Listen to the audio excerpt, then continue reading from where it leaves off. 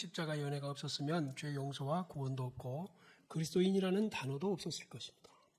주님이 하신 일로 만들어진 그리스도인의 정체성, 그리고 우리에게 주신 신령한 법, 우리가 어떻게 예수를 믿게 되었는가, 이것에 대해서 지금 제가 지난주에도 말씀을 드리고 오늘도 이어서 같이 상고해 보려고 합니다.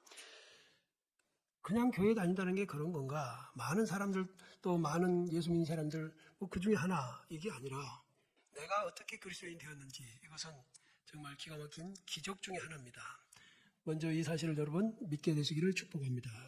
지난주 말씀을 잠깐 복습하자면 3절에 찬송하려다 하나님 곧 우리 주 예수 그리스도의 아버지께서 그리스도 안에서 하늘에 속한 모든 신랑목으로 우리에게 복을 주셨다고 말씀하셨어요. 그때 복주시대라는 단어는 이미 끝났다. 복주신 일이 완료되었다. 더 이상 줄 게 없을 만큼 다 주셨다라는 뜻이라고 지난주에 말씀드렸어요.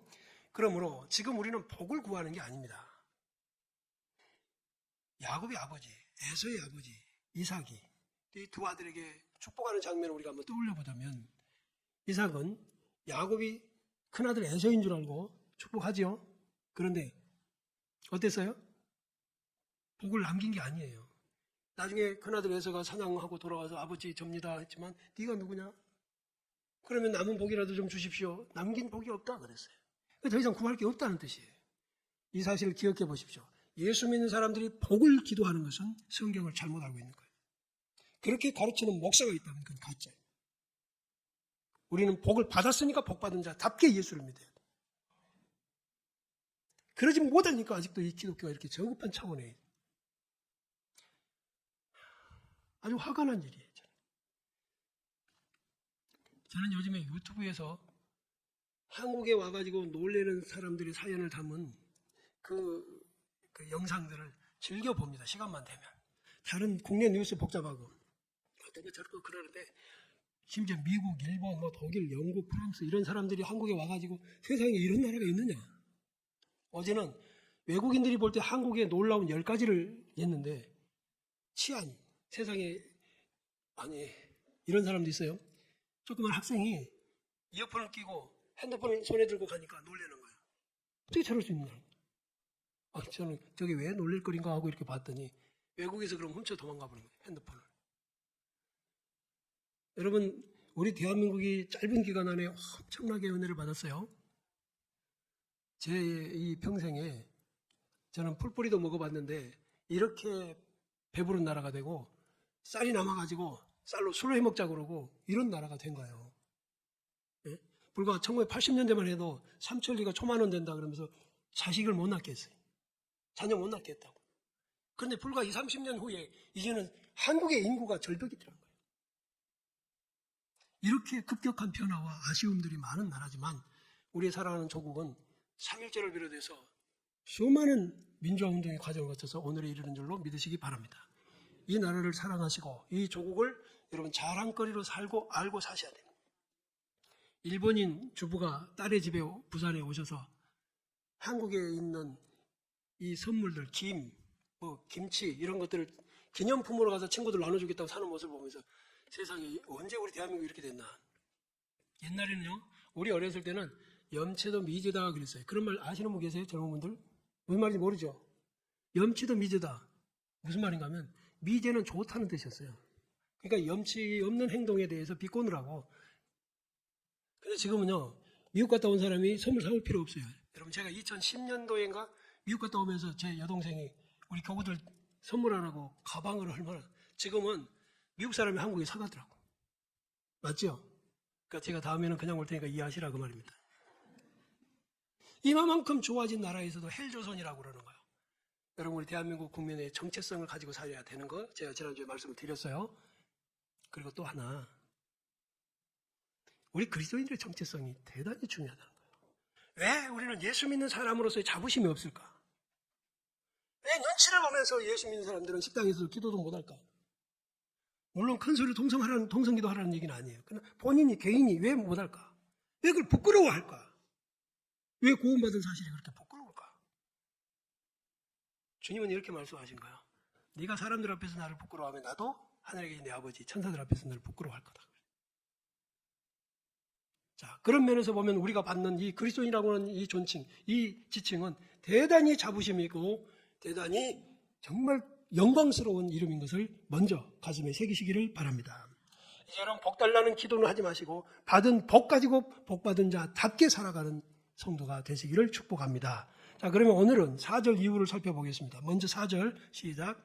곧 창세전에 그리스도 안에서 우리를 택하사 우리로 사랑 안에서 그 앞에 거룩하고 흠이 없게 하시려고. 아멘. 이 본문은 계속해서 그리스도입니다. 그리스도 안에서 예수 빼놓고라면 우리는 천국 어림도 없습니다. 하나님의 심판 면할 길이 없습니다. 아멘. 이 그리스도라는 말은 제가 자꾸 강조합니다. 예수님의 사역 부분을 강조한 단어라고. 하나님과 우리 사이에 중보자가 되셔서 제사장이 되시고 또 하나님의 뜻을 전달하시는 선지자가 되시고 하나님의 뜻대로 우리를 다스리사 정말로 공의와 정의를 이루어주시는 왕이 되어주시는 예수 그리스도. 그래서 그분을 통해 우리는 하나님과의 관계가 회복되어졌다고. 그래서 그리스도라는 단어는 예수님과 떼어놓을 수가 없는 것입니다. 그래서 하도 이제 그러니까 요새는 예수 빼놓고 그리스도라고만 해도 예수님이 그리스도인 거죠. 더 쉽게 말하자면 십자가 지고 죽으심으로 그 일들을 다 이루셨어요. 선지자, 제사장, 왕 다 하신 거예요. 그러니까 예수님은 우리의 구원을 위해서 거룩하고 흠없게 하시려고 자신의 목숨을 바치셨다는 뜻입니다. 아멘.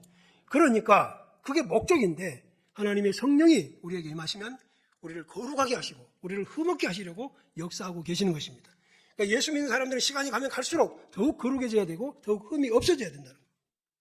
근데 왜 교회에서 20년, 30년 된 장로, 권사 이런 사람들이 사고를 치냐고 교회에서. 왜 세상 사람들 같이 사냐고.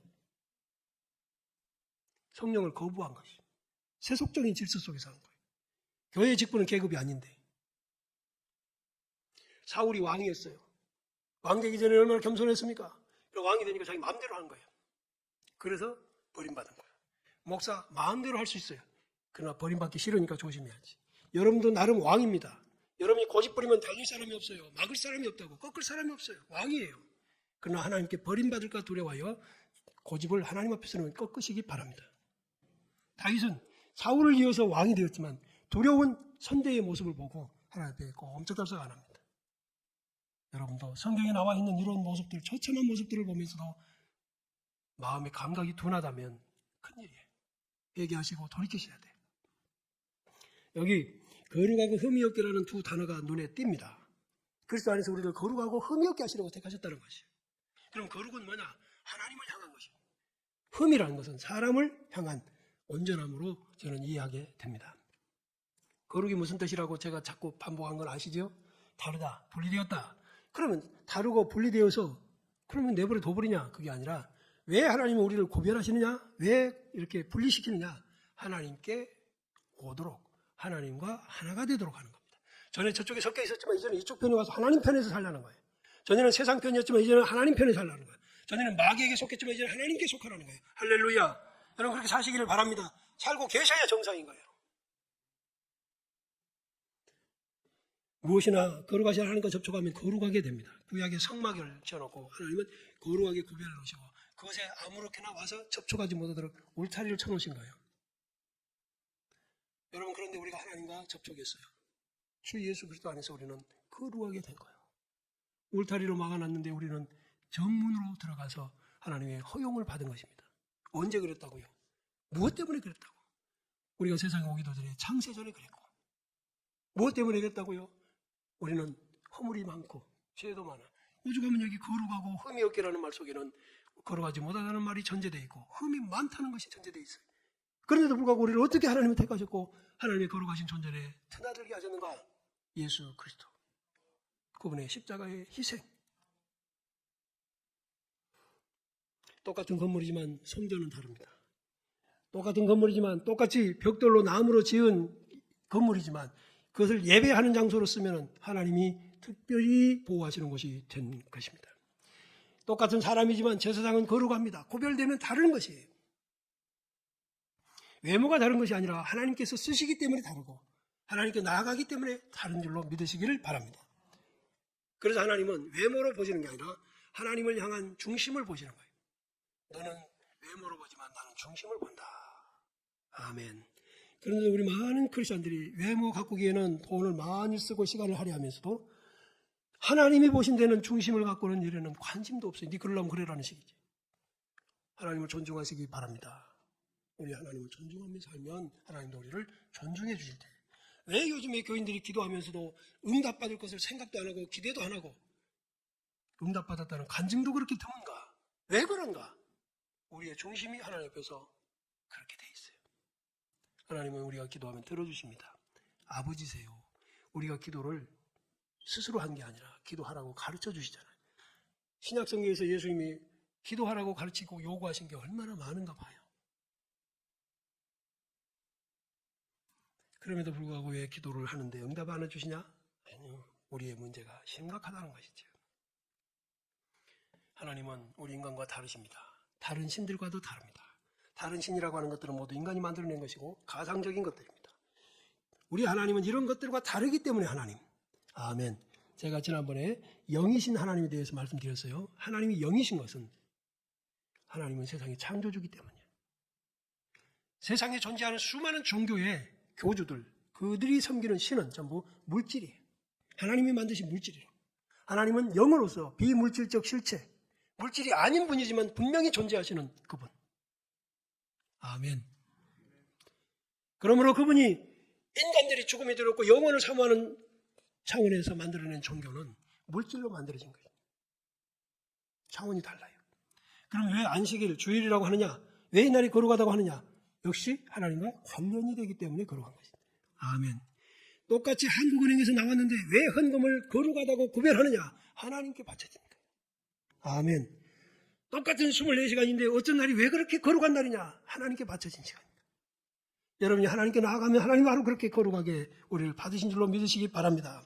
70억이 넘는 사람들 중에서 똑같이 두 눈 가졌고 두 코를 가졌지만 두 귀를 가졌지만 우리를 다르다고 하신 것은 외모가 아니라 거룩한 자가 되기 때문입니다. 하나님께서 우리를 세상 속에 두셨어요. 교인들을 세상 속에, 세상 사람들 속에 두셨다는 뜻입니다. 우리를 세상에 보내셨어요. 우리 거기 가서 다르게 사는 겁니다. 왜 다르게 사냐? 하나님과 교제가 있으니까. 이제 이해하시겠어요? 이게 구별이고 이게 거룩이에요. 사람들은 세상의 법을 따라 살아요. 인간들이 말하는 허황한 것을 자랑해요. 부끄러운 것, 입에 담기도 부끄러운 일들을 자랑거리로 삼고 그것을 경쟁하듯이 즐겨요. 바로 거기서 우리는 하나님과 교제가 되기 때문에 외로워도 그들을 다 보내고 혼자 남아도 우리는 거룩한 자가 되는 것입니다. 하나님이 주신 법을 따라 산다는 것, 이것이 신앙생활이고 거기에는 당연히 세상에 저항이 있고 조롱이 있을 수밖에 없습니다.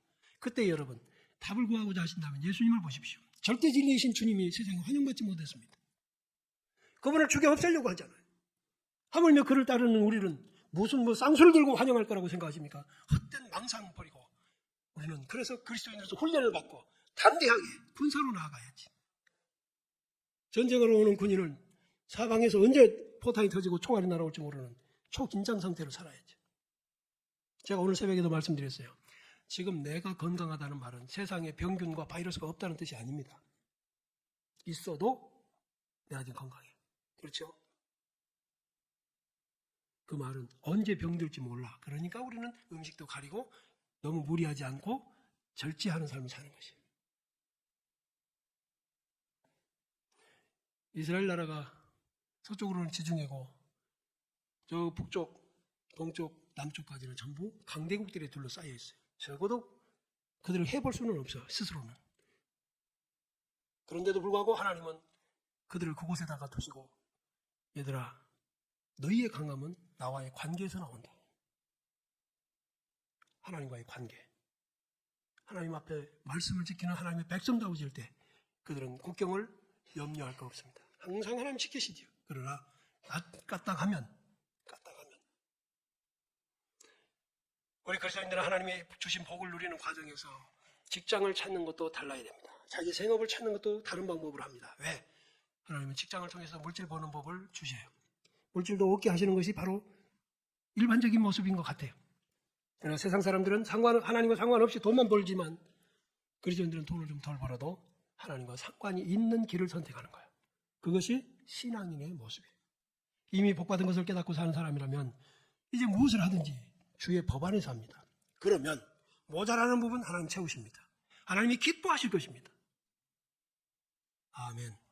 사울은 하나님이 버리라고 하는 것, 다 없애버리라고 하는 아말렉의 짐승들을 채워서 자기 것으로 삼으려고 했지만 다윗은 전쟁에서 전리품을 얻어갖고 왔어도 그것조차 하나님께 바쳤어요. 성전 지으려고. 다윗이 가난해졌습니까? 그럴 리가 없어요. 하나님은 전능하신 분이세요. 저 여러분의 중심이 하나님께 바쳐져 있다면 하나님은 분명히 우리를 아버지로서 보호하실 줄로 믿습니다. 하나님께서 세상에서 우리를 구별해 놓으신 것은 이 세상이 더러우니까 세상을 떠나라는 뜻이 아니에요. 세상 안에서의 구별입니다. 직장 안에서의 구별. 직장 다니지 말라는 말이 아닙니다. 일가 친척 만나지 말라는 말이 아니에요. 친구를 만나지 말라는 말이 아닙니다. 그 안에서 우리의 신앙의 행동으로, 하나님과의 관계를 이루는 행동으로 이웃을 구원하는 도구로 하나님이 쓰실 줄로 믿습니다. 그러한 도구로 쓰임이 되기를 기도하시고, 그래서 그런 모임에 나가기 전에 우리는 기도하는 것입니다. 직장에 가서도 자리에 착석하자마자 바로 주님, 오늘도 저는 이 자리에 선교사로 왔습니다. 사명자로 왔습니다. 어떤 분이 그러더라고요. 목사님, 제가 그러고 싶은데 만약에 한마디 그래놓으면 그 뒤부터는 예수 믿는 사람이라고 조롱도 받고 막 내 권리도 주장받고 뭐. 그래, 그게 맞아요. 맞는 말이에요. 그러라는 거예요. 그러라는 거예요.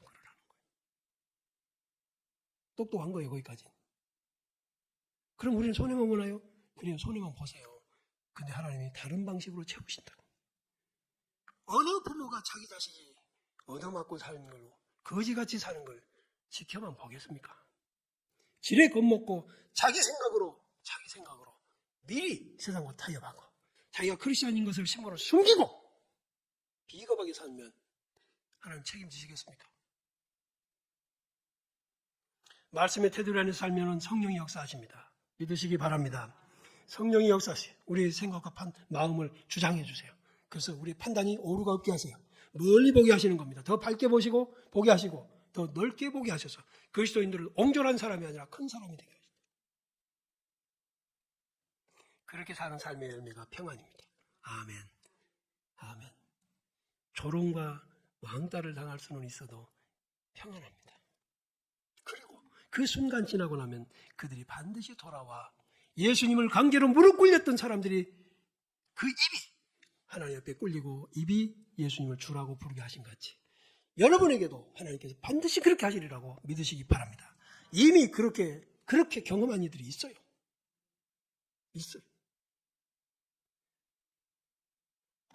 두 번째, 여기 흠이 없게입니다.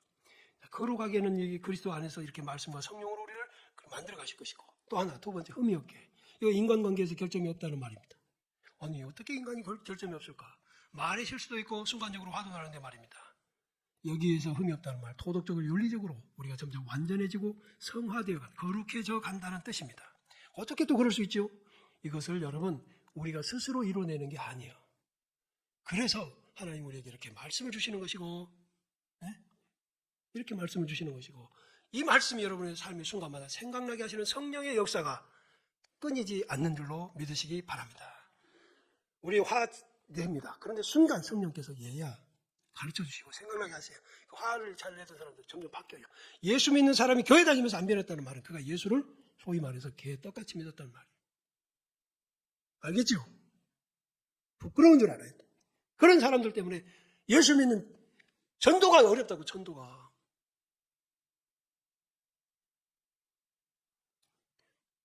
말씀의 테두리 안에서 성령이 자꾸 관리를 해주시는. 화를 한번 냈는데 부끄러워. 음담패설 한번 했는데 얼마나 양심이 찔리게 하시는지. 거짓말 한번 했는데 얼마나 괴롭히시는지. 이제 안 할 거야. 잘못했어요. 회개합니다. 욕심에 의해서 판단하고 선택을 했는데 잘못했어.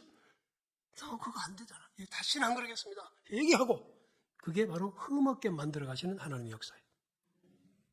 그렇게 우리를 관리해 주시면서 점점 흠없게 만드시는 것이 하나님의 목적이라는 것을 우리에게 알려주신 겁니다. 그래서 나중에 하나님 앞에 섰을 때 우리가 흠없게 되는 것은 예수님의 은혜로 된 것이지 내게서 나온 게 아니라는 거예요. 할렐루야.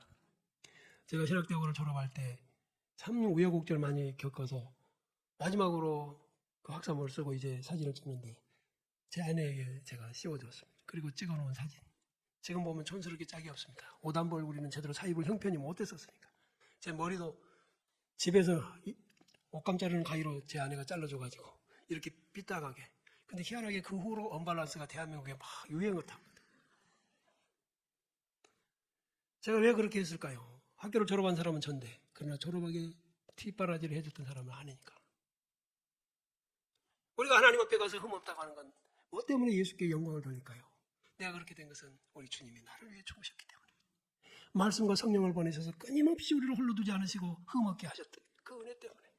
그걸 깨달으니까 요한계시록에 나온 것처럼 12장로가 자신의 머리에 쓰여진 멸류관을 벗어서 그리스도 앞에 돌렸다. 정상적인 모습이에요. 우리는 하나님의 예정에 포함된 이 거룩하고 흠없게 하시는 계획, 그 안에 있습니다.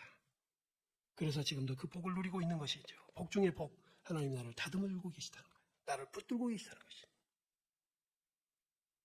지금 현재 흠 많고 거룩하지 못한 것 비난하기보다는 더 온전하게 붙들어서 하나님께서 쓰실 걸로 믿고, 우리도 서로 뒤에서 비난하지 말고 붙들어주는 자가 되시기를 바랍니다.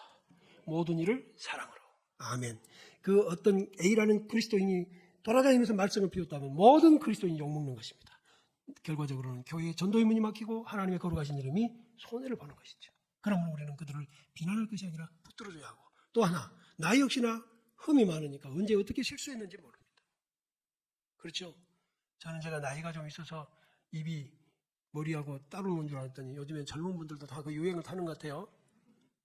그래서 제가 비로소 안심해요. 아, 어차피 엉망진창이구나.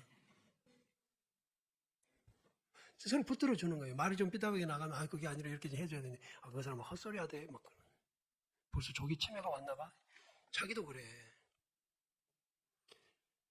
교회 여러분, 거룩하고 흠이 없게 돼가는 과정에는 하나님의 사랑이 없으면 안 돼요.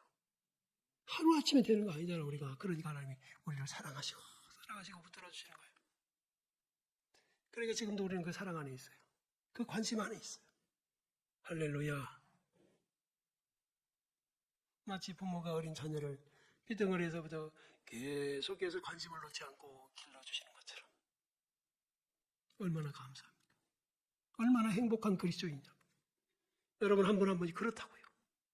속으로 나는 자격이 없어요. 자격이 없다니까 우리 모두가 다. 나는 공로가 없어요. 우리 모두가 공로가 없어요. 우리가 무슨 공로가 있겠어 하나님 앞에. 교회 건축 하나 해드렸다고 한들 천하의 모든 걸 드린 것도 아니고. 그렇잖아요. 내가 몸을 바쳐서 교회 일을 헌신했다고 한들, 그래서 몸살이 났다고 한들 그 몸의 건강 그것까지도 하나님이 주신 은혜가 아니었던가. 그저 우리는 은혜, 그 사랑 안에서 있습니다. 자녀를 기르면서 많이 인내할 수 있는 이유는 부모의 사랑 때문 아닙니까? 하나님이 우리를 독생자를 내놓으시기까지 사랑하셨으니 이후로도 우리를 그렇게 끝없이 붙들어 줄 줄로 믿으시기 바랍니다. 그렇게 성령께서 우리를 온전하게 만들어 가시는 과정 속에 내가 너희를 사랑한 것 같이 너희도 서로 사랑하라고 말씀하십니다. 그런데 말입니다. 그 말씀이 언제 나왔냐? 제자들 앞에서 하신 말씀이에요. 주님을 3년 넘게 따라다녔는데 마지막에 십자가를 앞둔 주님 앞에서 철없는 이 제자들이 서로 높아지겠다고. 서로 높아지겠다고. 하나는 우편에 하나는 좌편에 앉게 해달라고. 그러자 다툽니다. 주님의 마음은 어떠셨을까? 어쩌면 지금 교회를 바라보실 때 우리 주님이 그러시지 않을까? 여러분, 진짜 높은 사람은요, 섬겨주는 사람이에요. 집에서 애들을 여럿이 길러봐요. 누가 진짜 큰 애인가? 부부가 나란히 누웠는데 전등을 안 껐어. 누가 꺼야 돼요? 둘이 누워가지고 훅 보면 됩니까? 인격이 성숙한 사람이라서 꺼는 거예요. 오늘 저녁부터 당장 그렇게 하세요. 하도 인격이 성숙하지 못한 사람들이 많으니까 요새는 말로 합니다. 꺼, 그럼 꺼. 제자들에게 성령이 역사하시니까 그때 제자들 바뀝니다. 우리도 바뀔 수 있습니다. 우리도 지금 성령이 역사하고 계시는데 순종하면 돼요. 나중에 제자들은요, 서로 높은 자리 차지하려고 했던 것도 어디 다 가버렸어. 이제는 바뀌어 서로 섬기기 시작한 거야. 그래서 교회의 초대교회의 그 모습이 소문이 나고 그 모습이 사람들 눈에 띄니까 불신자들이 칭찬을 하는 겁니다. 우리 무선요한교회도 저는 이 무선지구에 있는 지역의 교우들이, 이 주민들이 무선요한교회가 있으므로 우리가 행복하다고 할 수 있으면 좋겠어요. 제가 그래서 2002년에 그때부터 우리 작은 음악회를 했잖아요. 우리끼리 여기서 막 트럼펫이 좋고 막 이게 아니라 나가서 여름에 학생들이 방학할 때라도 그 음악 전공했던 학생들하고 함께 가서. 그러니까 주민들이 나오셔가지고 막 좋아하시고 그 시간을 아주 좋은. 그렇다고 해서 여러분 예수 믿으세요. 그걸 안 해도 우리가 교회 산 줄 다 아니까 예수 믿어.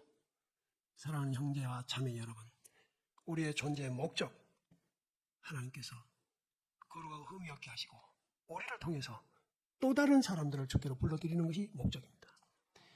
복을 구하려고 하고 자기만 잘 먹고 잘 살려고 하고 교회에 어찌되든 말든 회개합시다. 그렇게 살았던 분이 가운데 있을 거예요. 회개하세요. 그리고 오늘 기회를 놓치지 마시고 바뀌어야 돼요. 하나님의 인내는 끝날 때가 옵니다.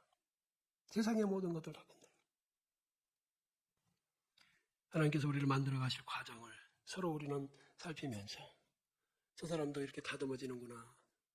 저 사람도 사랑이 필요하고 이해가 필요하구나. 저 사람을 있는 모습 그대로 지켜봐 줄 필요가 있겠구나. 이렇게 어떻게 그럴 수 있느냐. 주님이 나를 향해서 그렇게 하신 것을 생각하면 우리도 그럴 수 있어요.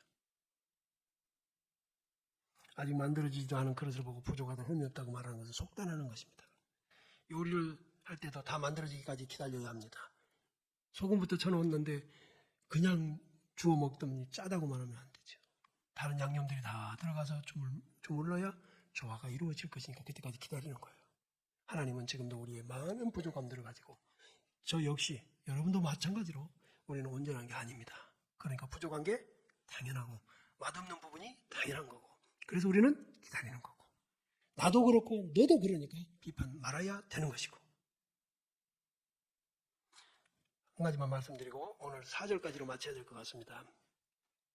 성격이 급한 사람을 하나님이 그 흠을 다루시겠죠?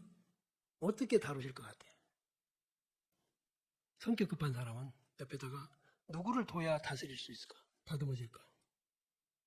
성격 급한 사람끼리만 놔두면 화나. 그러니까 느긋한 사람이에요. 그래서 그 급한 것을 다 빼내버릴 때까지, 없애버릴 때까지 그런 일들이 자꾸 반복이 되는데 이런 사람은 회사를 가도 또 그런 사람 만나. 집에도 있어. 하루에 적어도 한두 번씩은 꼭 만나서 뒤집어지게 돼. 그때마다 점점 성령님 알겠습니다 하면서 급한 성격이 무뎌지는 훈련을 할 때까지. 그러면 나중에는 똑같이 그렇게 느긋한 사람이 있어도 저건 느긋한 건지 급한 건지 상관도 없습니다. 이제 내가 그렇게 됐으니까. 그래야 그 시험 통과하는 거예요. 그래서 감정대로 하지 마시고 성령이 역사하시면 그 뜻대로 따라가야 우리를 하나님 만드실 것입니다. 여러분에게 자꾸 와닿는 시험이 있어요. 그것은 여러분이 그걸 지금 통과 중이라고 생각하십시오. 그 시험이 다시 안 오기를 바라면 피하지 마시고 순종하셔서 다루시고 회개하시면 돼요. 그러면 다음 단계 갑니다. 그리스도인은 만들어집니다. 스스로가 아니라 하나님께서 말씀과 성령으로 만드십니다. 아멘. 하나님이 만드신 것이니까 그리스도인이 그래서 귀중한 것이죠. 하나님이 만드신 것이니까 우리는 우리 자신에 대한 자부심을 가져야 됩니다. 하나님이 만들고 계시니까 우리 자신을 내어드리는 헌신이 필요합니다. 고집 부리지 마시고 앞으로 남은 한 세상 길든지 짧든지 우리는 천국을 목표로 살 것입니다. 하나님 우리를 포기하지 않으실 것이고 자식을 포기하는 부모가 없듯이 그리스도 예수 안에서 자녀로 삼으신 우리를 하나님은 포기하지 않으실 것입니다. 순종합시다. 하나님을 사랑합시다. 하나님이 사랑하시는 형제와 자매를 소중히 여기고 사랑합시다. 일어나서 같이